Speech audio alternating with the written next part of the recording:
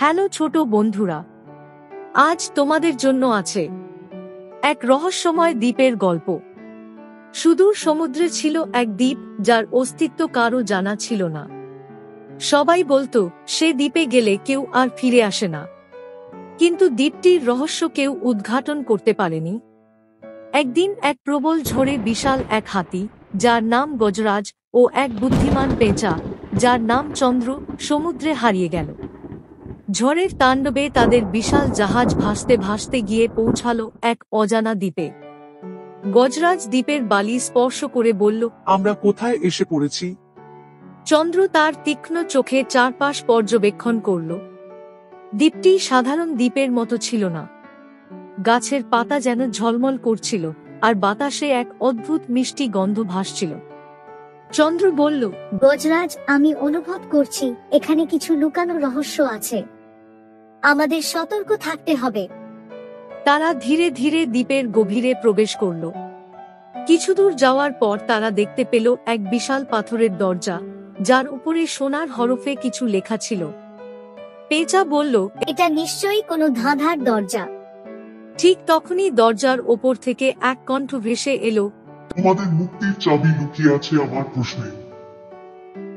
বলো তো, আমি যত বেশি ভাঙি তত বেশি বেড়ে উঠি। আমি কে? গজরাজ চিন্তায় পড়ে গেল, কিন্তু চন্দ্র এক মুহূর্ত দেরি না করে বলল, এর উত্তর হলো রহস্য। কারণ রহস্য যতই খোলা হয় ততই নতুন নতুন প্রশ্ন তৈরি হয়। সঙ্গে সঙ্গে দরজা খুলে গেল, আর তাদের সামনে দেখা দিল এক রহস্যময় আলো। দরজার ওপারে প্রবেশ করতেই তারা দেখতে পেল এক সোনালী পেঁচা, যার চোখ দুটি জ্বলজ্বল করছিল। সে বলল, তোমরা সত্যিকারের জ্ঞানী। এই দ্বীপ হলো জ্ঞানের দ্বীপ, যেখানে শুধু তারাই টিকে থাকে যারা ধাঁধার উত্তর দিতে পারে। কিন্তু এখানে প্রবেশ করলেই ফিরে যাওয়া সহজ নয়। তোমাদের আরো একটি পরীক্ষা দিতে হবে। গজরাজ বলল, কি পরীক্ষা? সোনালী পেঁচা বলল, তোমাদের সামনে 4টি পথ আছে। একটিতে রয়েছে অন্ধকার গুহা, যেখানে ঢুকলে আলো নিভে যাবে। দ্বিতীয়টি হলো বিশাল সাগর, যেখানে প্রবল ঢেউ ওঠে। তৃতীয়টি হলো মহাজঙ্গলের পথ, যেখানে ভয়ঙ্কর জন্তু লুকিয়ে আছে। আর চতুর্থটি হলো এক ভয়ানক রাক্ষস। তোমাদের যে কোনো একটিকে পার হতে হবে। গজরাজ ভাবল, আমি তো বিশাল প্রাণী, মহাজঙ্গল পার হতে পারব। কিন্তু চন্দ্র বলল, না গজরাজ, আমাদের অন্য কিছু ভাবতে হবে। পেঁচা কিছুক্ষণ চারপাশ দেখল, তারপর বলল, আমরা প্রথম পথটি নেব। গজরাজ অবাক হয়ে বলল, কিন্তু ওটা তো সম্পূর্ণ অন্ধকার। চন্দ্র হেসে বলল, আমার চোখ অন্ধকারেও দেখতে পারে। আমি তোমাকে পথ দেখাবো। তারা অন্ধকার গুহায় প্রবেশ করল। ভেতরে ঢোকার সঙ্গে সঙ্গে চারপাশ অন্ধকারে ঢেকে গেল। গজরাজ কিছুই দেখতে পাচ্ছিল না, কিন্তু চন্দ্র তার ডানা মেলে উড়ে চলল, আর তার কণ্ঠস্বর দিয়ে গজরাজকে পথ নির্দেশ দিল।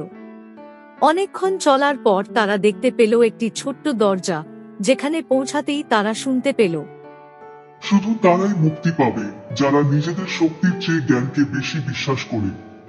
গজরাজ বলল, এই পথেই আমাদের মুক্তি আছে। তারা দরজা দিয়ে বাইরে বেরোল, আর দেখতে পেল তারা দ্বীপের একটি জায়গায় পৌঁছে গেছে। নীল সমুদ্র আর সূর্য ডুবতে বসেছে। সোনালী পেঁচা আকাশ থেকে নেমে এলো এবং বলল, তোমরা পরীক্ষায় উত্তীর্ণ হয়েছ। এখন আমি তোমাদের মুক্তি দেব। আর মুহূর্তের মধ্যেই গজরাজ ও চন্দ্র নিজেদের জাহাজে ফিরে এলো, যেখানে তারা ঝড়ের আগে ছিল।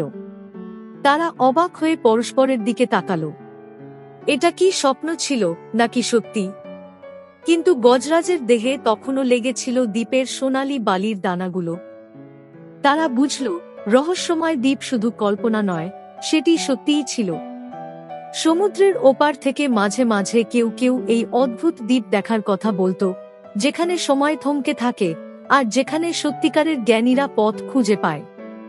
চ্যানেলটি অবশ্যই সাবস্ক্রাইব করুন, কারণ আর কিছুদিনের মধ্যে আসতে চলেছে আরো মজার মজার গল্প।